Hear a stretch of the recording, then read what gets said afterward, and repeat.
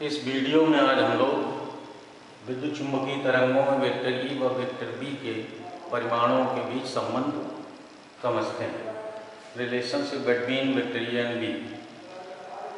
तो हम लोग पहले पढ़ चुके हैं। मैक्सवेल ने सन 1865 में बताया कि जब किसी परिपथ में उच्च आवृत्ति की प्रत्यावर्ती धारा परिवर्ती धारा प्रवाहित होती है तो विद्युत चुम्बकीय तरंगें उत्पन्न होती हैं, यानी परिपथ द्वारा ऊर्जा उत्पन्न होती है जो सभी दिशाओं में विद्युत चुम्बकीय तरंगों के रूप में संचरित होती है। और इस आधार पर उन्होंने यह भी प्रूव किया कि जो एक्सेलरेटिंग चार्ज होता है, यानी कोई त्वरित आवेश, वह भी विद्युत चुम्बकीय तरंगों का उत्पादन करता है। तो जिस प्रकार से प्रत्यावर्ती धारा समय के साथ उसका परिमाण बदलता रहता है, उसी प्रकार जो विद्युत चुम्बकीय तरंगों में वेक्टर ई व वेक्टर बी परस्पर लंबवत तलों में होते हैं, उनके भी परिमाण समय के साथ बदलते रहते हैं, अर्थात यह वक्री विद्युत चुम्बकीय तरंगें होती हैं। इस आधार पर विद्युत चुम्बकीय तरंगों को हम इस तरह से कह सकते हैं, माना कोई विद्युत चुम्बकीय तरंग एक्स अक्ष की तरफ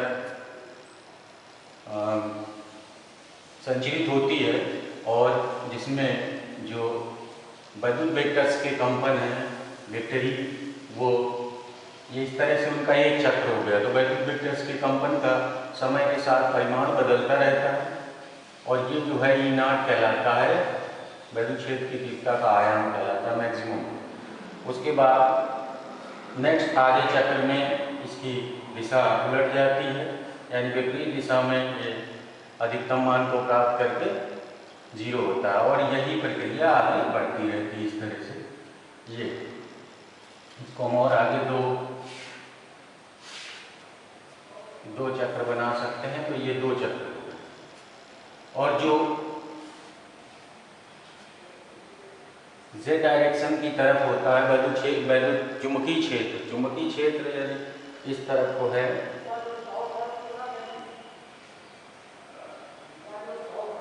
ये चुंबकीय क्षेत्र के जो कंपन है माना z तल में है, z डायरेक्शन में, तो इस तरह से ये आपके चुंबकीय वेक्टर्स हो जाते हैं और ये बी नॉट है मैक्सिमम मान, ये आपका विद्युत क्षेत्र ई है और ये चुंबकीय क्षेत्र।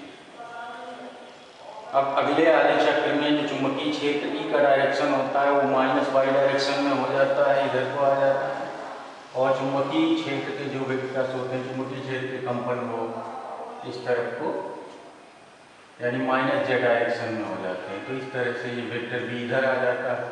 अब फिर से वेक्टर ई इधर आ जाता है, ये वेक्टर बी z डायरेक्शन में आ जाता है और फिर से जो विद्युत क्षेत्र के कंपन हैं वो इधर दिखाएंगे और चुंबकीय क्षेत्र के कंपन z डायरेक्शन में दिखाई देंगे।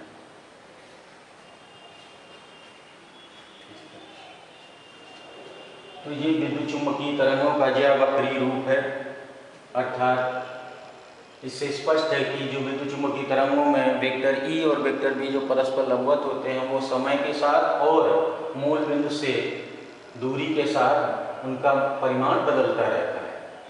तो ये होता है। अब मान लेते हैं कि विद्युत चुंबकीय तरंगों की तरंग संख्या k है और उनका कोणीय वेग ओमेगा है। तो किसी क्षण t पर मूल बिंदु से x दूरी पर जो विद्युत क्षेत्र की तीव्रता है उसको हम लिखेंगे ई नॉट, जहाँ ई नॉट विद्युत क्षेत्र की तीव्रता का आयाम है अर्थात अधिकतम मान है, sign omega T minus kx लिखेंगे और चूंकि ये y डायरेक्शन में इसलिए हम इसको j कैप लिख सकते हैं। तो j कैप बताता है कि वेक्टर ई की दिशा y डायरेक्शन में। इसी तरह से वेक्टर b को अगर लिखेंगे तो b नॉट, जहाँ चुंबकीय क्षेत्र की तीव्रता का आयाम है ये b नॉट और sign omega T minus kx k cap लिखा जाता है। और यदि हम इनके परिमाण लिखें तो ये परिमाण E बराबर लिखा जाएगा E naught sine omega T minus kx, J cap हटा देंगे। इसी तरह से अगर हम वेक्टर बी का किसी क्षण t पर मूल बिंदु से x दूरी पर परिमाण लिखें तो हो जाएगा B naught sine omega T minus के एक्स। तैयार है। अब वैज्ञानिक मैक्सवेल ने अपने जो मैक्सवेल के विद्युत चुंबकीय समीकरण हैं उस आधार पर उन्होंने ये प्रूव किया था कि विद्युत चुंबकीय तरंगों में जो डाइवर्जेंट ऑफ ई होता है वह minus devil P upon del T के बराबर होता है। समय के साथ डिफ्रेंसिएशन अगर चुंबकीय क्षेत्र का यानी परिवर्ती चुंबकीय क्षेत्र वैद्युत क्षेत्र उत्पन्न करता है। तो इसको इस तरह लिखा जाता है, क्योंकि इसमें एक्स डायरेक्शन में केवल चल रही तो डेबर बाई डेबर एक्स लिखेंगे और वेक्टर ई बराबर लिख दिया जाता है minus del B upon del t. ये दोनों रिलेशन होते हैं। ये रिलेशन, इस रिलेशन के आधार पर हम इन दोनों का ई और बी का, ई का एक्स के सापेक्ष पार्शियल डिफ्रेंसिएशन करते हैं, आंशिक अवकलन करते हैं, और बी का समय टी के साथ आंशिक अवकलन करते हैं। तो अब देखते हैं इसमें आंशिक अवकलन देखिए।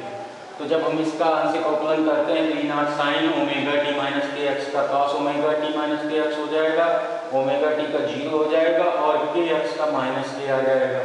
तो इसका जो डिफ्रेंसिएशन आता है with respect to X, E का पार्शियल डिफ्रेंसिएशन वो आ जाएगा आपका E naught cos omega T minus के एक्स इंटू माइनस के, तो माइनस के यहाँ लगा दीजिए, और इसका जो डिफ्रेंसिएशन ये आ जाएगा आपका डेबर ई बाई डेबर एक्स, और उसका आ जाएगा, इसका आ जाएगा B naught cos omega T minus के एक्स, और यहाँ पर ओमेगा टी का ओमेगा आ जाएगा डिफ्रेंसिएशन और के एक्स वाला 0 हो जाएगा, तो ओमेगा बनेगा यहाँ पर, तो ओमेगा यहाँ लगा देते हैं। तो ये आपका आ गया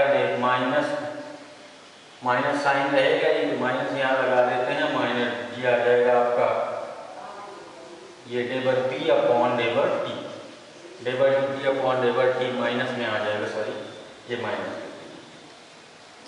इसका मान अब यहाँ पर हम लोग रख लेते हैं। तो यहाँ पर जब हम इसका मान रखेंगे तो आ जाएगा minus K E naught cos omega T minus के एक्स बराबर minus omega B naught cos omega T minus के एक्स। तो ये दोनों कट जाएंगे दोनों साइड से, तो केवल बचेगा आपका माइनस माइनस प्लस हो जाएगा, यानी आ जाएगा के ई नॉट बराबर ओमेगा इंटू बी नॉट। तो E not upon B not बराबर हो जाएगा ओमेगा अपॉन के। अब जो ओमेगा होता है, यदि जो चुंबकीय तरंगों की आवृत्ति न्यू हो तो ओमेगा बराबर होता है 2 पाई न्यू रेडियन प्रति सेकंड मात्रक होता है, यूनिट ऑफ ओमेगा है। इसको कोणीय आवृत्ति बोलते हैं, एंगुलर फ्रीक्वेंसी। और ये जो के वेव नंबर है यानी तरंग संख्या है उसका मान होता है 2 पाई अपॉन लैम्डा, यानी यूनिट होती है रेडियन पर मीटर। इन दोनों की वैल्यू यहाँ रख देंगे, तो यहाँ पर 2 पाई न्यू अपॉन 2 पाई लैम्डा रखेंगे, तो 2 पाई न्यू अपॉन 2 पाई लैम्डा ऊपर आ जाएगा, 2 पाई कट जाएगा। तो इस तरह से ई नॉट अपॉन बी नॉट बराबर आ जाएगा न्यू लैम्डा, और न्यू लैम्डा को कहते हैं विद्युत चुंबकीय तरंगों की चाल सी। तो इस प्रकार वैद्युत क्षेत्र की तीव्रता ई व चुंबकीय क्षेत्र की तीव्रता बी का संबंध विद्युत चुंबकीय तरंगों में ई नॉट अपॉन बी नॉट यानी इनका दोनों का अनुपात सी के बराबर होता है। विद्युत चुंबकीय तरंगों की निर्वात में जो चाल होती है उसके बराबर होता है, जहाँ सी का मान होता है 3 × 10⁸ मीटर पर सेकेंड। ये निर्वात या वायुगमन। अब यहाँ से हम लोग देखते हैं कि जो हम लोगों ने वेक्टर ई और वेक्टर बी के जो समीकरण लिखे थे उसमें साइन का पूर्णांक ओमेगा टी माइनस के एक्स दोनों में है, अर्थात ई और बी दोनों समान कला में होते हैं, बस इनका तल अलग होता है। ई का वाई अक्ष की वाई में होता है, एक्स वाई तल में, और इसका एक्स जेड तल में होता है, लेकिन इनका जो मान है ई और बी का वो समय के साथ एक समान रूप से बदलता है, इसलिए दोनों समान कला में होते हैं। तो यहाँ पर ई व बी समान कला में होने के कारण, समान कला में तो हम लोग ई नॉट बी नॉट की जगह ई अपॉन बी भी लिख देते हैं, तो ई अपॉन बी बराबर हो जाता है सी के। तो ये भी एक रिलेशन होता है, तो चाहे ई नॉट अपॉन बी नॉट सी कहिए, चाहे ई अपॉन बी बराबर सी कहिए। तो ये है विद्युत चुंबकीय तरंगों में वेक्टर ई व वेक्टर बी के परिमाणों में संबंध। तो इसको समझ लीजिएगा ढंग से।